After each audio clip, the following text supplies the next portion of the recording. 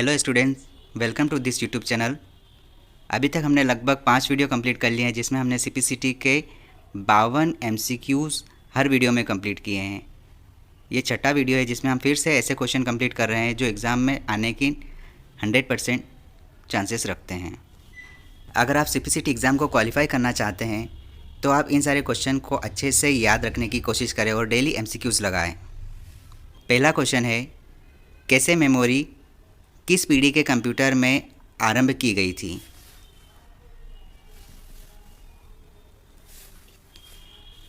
तीसरी, फोर्ट्रॉन का पूर्ण रूप है?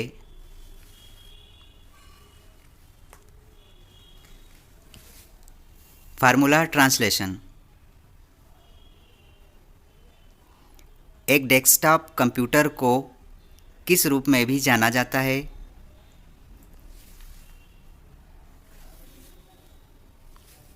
पीसी के रूप में भी जाना जाता है। कंप्यूटर सीपीयू के साथ संलग्न भागों के किस रूप में भी जाना जाता है? आउटपुट डिवाइस के रूप में भी जाना जाता है। निम्न में से विषम की पहचान करें, जिसमें से 3 समान होंगे और एक असमान है। Beans.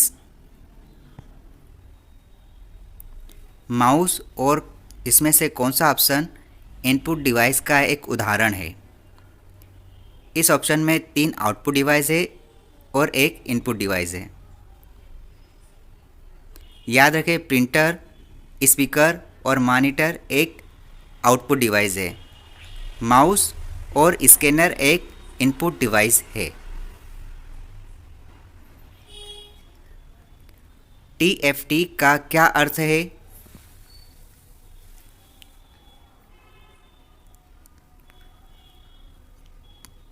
Thin film transistor. Option C. CPCT की एग्ज़ाम को क्वालिफाई करने के लिए 2 चीज़ आप हमेशा ध्यान रखें, एक तो शॉर्टकट की और एक फुल फॉर्म। ये कम से कम इस एग्ज़ाम में 6 से 7 क्वेश्चन फ्रेम होते हैं। अगर आपको इस तरह की एग्ज़ाम को क्वालिफाई करना हो जिसमें कंप्यूटर सब्जेक्ट पूछा जाता है तो इस टाइप के क्वेश्चन को आप अच्छे से याद रखें। लाइन, डेजी व्हील, लेज़र तथा ड्रम किसके प्रकार हैं?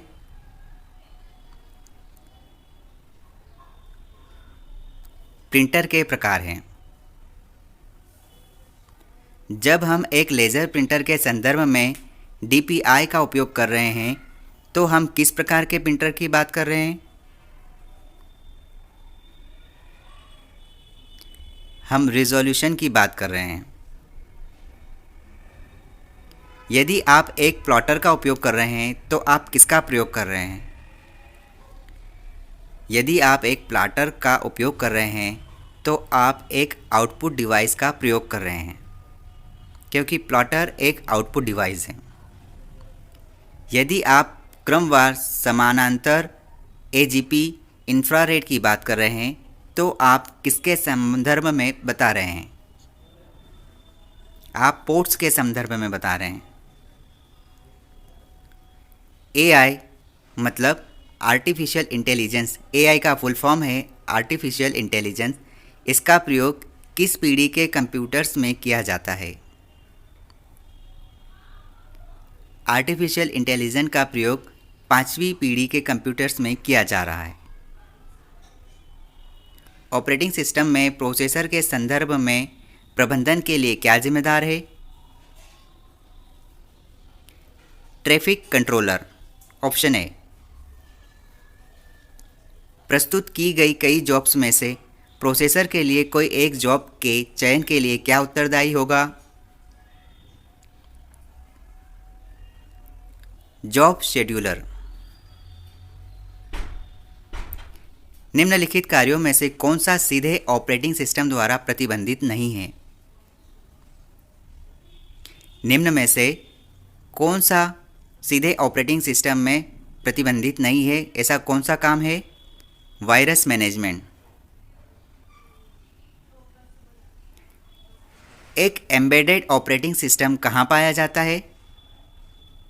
एक एम्बेडेड ऑपरेटिंग सिस्टम PDA पर पाया जाता है। यूनिक्स, MS DOS और लिनक्स किसके उदाहरण है? ये तीनों ऑपरेटिंग सिस्टम के उदाहरण है। निम्न में से विषम की पहचान कीजिए। iOS। MS विंडोज़ क्या है? MS विंडोज़ एक प्रकार का ऑपरेटिंग सिस्टम है। विंडोज़ ME में ME का अर्थ क्या होता है? Option A millennium edition. ME का अर्थ मिलेनियम एडिशन है। यदि आप MS वर्ड में Ctrl+A का उपयोग कर रहे हैं तो आप क्या करने की कोशिश कर रहे हैं? Ctrl+A शॉर्टकट की का यूज़ हम फाइल में सभी टेक्स्ट का चयन करने के लिए किया जाता है। Ctrl+Alt से आल सिलेक्ट हो जाता है। यदि आप Ctrl+Enter का यूज़ कर रहे हैं तो आप किसका प्रयोग करते हैं? किसी लाइन का ब्रेक करने की कोशिश करने के लिए Ctrl+Enter का इस्तेमाल किया जाता है। ऑप्शन ए। यदि आप प्रोग्राम का उपयोग या प्रोग्राम को प्रारंभ करने की कोशिश कर रहे हैं तो आप किसका उपयोग करेंगे? यदि आप प्रोग्राम का उपयोग या प्रोग्राम को प्रारंभ करने की कोशिश कर रहे हैं तो आपको स्टार्ट मेन्यू का यूज़ करना होगा। आप अपने कंप्यूटर पर उपलब्ध फ्री स्पेस का आकलन करने की कोशिश कर रहे हैं। मान लें आपके पास MS विंडोज़ ऑपरेटिंग सिस्टम है तो आप किसका उपयोग करोगे? माय कंप्यूटर का यूज़ करते हैं। एक कंप्यूटर पर इंटरलिंक या इंटर रिलेटेड फाइलों के संग्रह को किस रूप में जाना जाता है? डेटाबेस के रूप में जाना जाता है।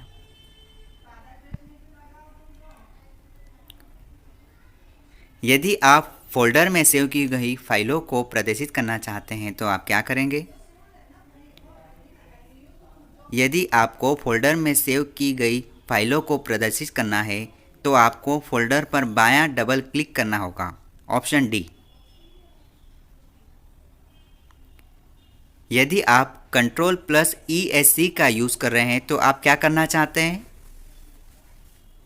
स्टार्ट मेन्यू को प्रारंभ करना चाहते हैं। Option C. एक विभाजन windows mode split window mode में यदि दो में से एक टाइटल बार दूसरे से गहरे रंग का है तो आपको क्या ज्ञात होगा? Option D. गहरा टाइटल सक्रिय मतलब एक्टिव होगा। निम्न में से कौन सा कथन सत्य नहीं है?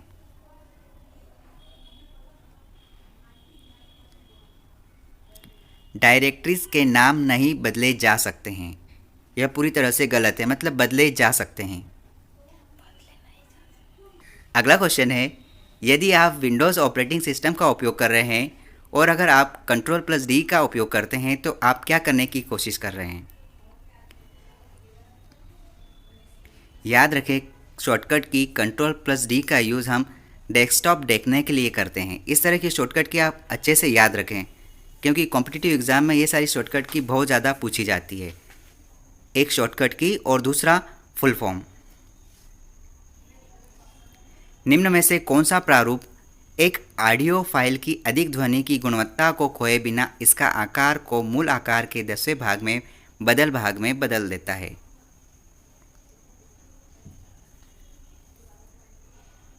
MP3।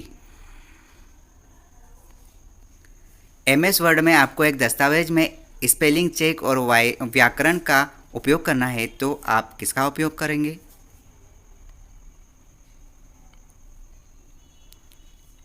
यदि MS वर्ड में आपको एक दस्तावेज में स्पेलिंग चेक करना हो या कोई व्याकरण का यूज़ करना हो तो आपको F7 यूज़ करना पड़ेगा, क्योंकि F7 टाइप करने से आप करेक्ट स्पेलिंग और इनकरेक्ट स्पेलिंग का अनुमान लगा सकते हैं। MS वर्ड एक प्रकार का क्या है? MS वर्ड याद रखना, MS वर्ड एक एप्लीकेशन सॉफ्टवेयर है, एक एप्लीकेशन सॉफ्टवेयर है। यदि आप MS वर्ड में कंट्रोल के साथ शिफ्ट और शिफ्ट के साथ P का इस्तेमाल कर रहे हैं, मतलब control plus shift plus P का यूज़ कर रहे हैं, तो आप क्या कर रहे हैं? MS वर्ड में इन तीनों की को अगर एक साथ दबाएंगे तो याद रखना फ़ॉन्ट साइज बदला जाता है। MS एक्सेल में आप एक पंक्ति जोड़ना चाहते हैं तो आप क्या उपयोग करेंगे? MS एक्सेल में आपको अगर एक पंक्ति को जोड़ना है तो आप इंसर्ट मेन्यू में जाएंगे, क्योंकि यहाँ पर कई सारे ऑप्शन होते हैं, पंक्ति में जोड़ा जाना, हटाना, ये सब चीज़ें वहाँ पर होती है। यदि आप MS एक्सेल में RAND का उपयोग कर रहे हैं तो आप क्या करने की कोशिश कर रहे हैं? रैंडम नंबर को उत्पन्न करने की कोशिश कर रहे हैं। निम्न में विषम की पहचान करें। बबल, बार और पाई तीनों एक ही है, जिसमें रो अलग है। यदि आप एक स्लाइड बना रहे हैं तो आप क्या करने की कोशिश कर रहे हैं? MS पावर पॉइंट में काम कर रहे हैं। यदि आप MS पावर पॉइंट में काम कर रहे हैं और F5 का उपयोग कर रहे हैं तो आप प्रेजेंटेशन को प्रारंभ से शुरू कर रहे हैं। DCL का पूर्ण रूप क्या है? DCL का पूर्ण रूप आप ध्यान रखें, डेटा कंट्रोल लैंग्वेज है। MS एक्सेस क्या है? MS एक्सेस एक डेटाबेस का उदाहरण है। वाईफाई का अर्थ क्या होगा? वाईफाई वायरलेस फिडेलिटी है। यदि आप अपने कंप्यूटर पर ब्लूटूथ का उपयोग कर रहे हैं तो आप किस प्रकार के नेटवर्क का उपयोग कर रहे हैं? यदि आप अपने कंप्यूटर पर ब्लूटूथ का उपयोग कर रहे हैं तो आप पेन का इस्तेमाल कर रहे हैं। डोमेन कोड .mil का किसके द्वारा इस्तेमाल किया जा सकता है? सेना। MAN का पूर्ण रूप है मेट्रोपॉलिटन एरिया नेटवर्क। ISP का क्या अर्थ होगा? ISP का क्या अर्थ होगा? याद रखें, ISP का फुल फॉर्म होगा internet service provider. Internet service provider. Firewalls का प्राथमिक उपयोग होगा अनधिकृत पहुंच की रोक। निम्न में से विषम की पहचान करें। इनमें से अलग होगा मोबाइल गेटवेज। निम्नलिखित भाषाओं को उनके विकास के काल के अनुसार क्रमबद्ध कीजिए। याद रखें, सबसे पहले फोर्ट्रॉन, फिर कोबोल, पास्कल और उसके बाद जावा लैंग्वेज आई। ड्राम, वीवर, फ्लैश और प्रीमियर किसके उदाहरण है? ड्राम, वीवर, फ्लैश और प्रीमियम किसके उदाहरण है? मल्टीमीडिया एप्लीकेशन के उदाहरण है। ASCII का क्या अर्थ होता है? ASCII का फुल फॉर्म होगा American standard code for information interchange, option B. इस तरह के फुल फॉर्म आप अच्छे से याद रख ले। कैशे मेमोरी कहाँ कार्य करती है? कैशे मेमोरी CPU और रैम के बीच काम करती है। ये सारे क्वेश्चन को आप अच्छे से याद कर लें, क्योंकि ये वही क्वेश्चन है जो CPCT एग्ज़ाम में पूछे जा चुके हैं और दोबारा रिपीट होने की 100% संभावना है। ये 1000 क्वेश्चन की सीरीज़ रहेगी जिसमें 1000 एमसीक्यूज़ रहेंगे। इसके बाद हम मोस्ट एक्सपेक्टेड क्वेश्चन भी इंक्लूड करेंगे जो 1000 क्वेश्चन के बाद हम इसमें आगे सीरीज़ में जोड़ेंगे। अगर आपको एग्ज़ाम क्लियर करना है तो आपको ज़्यादा से ज़्यादा एमसीक्यू सॉल्व करना होगा, जिससे आपको अपनी पढ़ाई में बहुत ज़्यादा ही हेल्प मिलेगी।